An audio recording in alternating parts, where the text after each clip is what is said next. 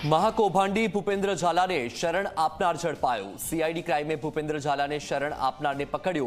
भूपेन्द्र झाला बाद किरणसिंह चौहाणनी अटकायत करवामां आवी। મહેસાણાના દવાડા નજીકના તેના ફાર્મ હાઉસ પરથી જ કિરણસિંહ ઝડપાયો।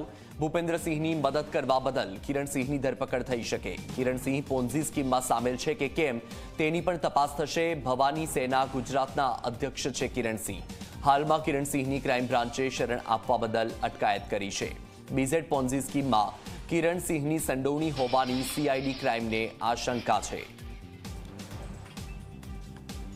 વધુ માહિતી મેળવીએ સંવાદદાતા તેજસ પાસેથી। તેજસ, વિસનગરના એક ફાર્મ હાઉસમાંથી મહાઠગ ઝડપાયો, પરંતુ હવે તેને શરણ આપનારની પણ અટકાયત કરવામાં આવી છે। એ દિશામાં શું માહિતી?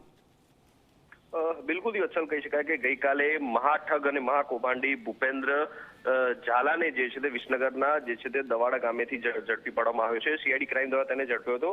જે ફાર્મ હાઉસ ઉપરથી જે છે તે તેને દબોચ્યો હતો, ફાર્મ હાઉસના માલિક જે છે કિરણસિંહ ચૌહાણને પણ હાલમાં સીઆઈડી ક્રાઇમ દ્વારા અટકાયત કરવામાં આવી છે। શરણ આપનારને હાલમાં તો જે છે તે પોલીસે જે છે તે ઝડપી પાડ્યો છે। મુખ્ય વાત કરીએ તો કિરણસિંહ જે છે તે પોન્જી સ્કીમના કૌભાંડ મામલે સામેલ છે કે કેમ તે મામલે પણ આ મામલે હવે તપાસ થશે।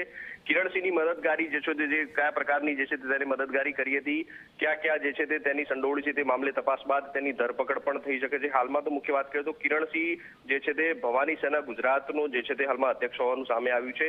અને બીઝેડની પોન્જી સ્કીમમાં જો કિરણસિંહની સંડોવણી હોવાની જે છે તે હાલમાં તો સીઆઈડી ક્રાઇમ જે છે તે આશંકા મામલે જે છે તે હાલમાં તો તપાસ કરી રહી છે। જી બિલકુલ તેજસ, માહિતી બદલ આભાર।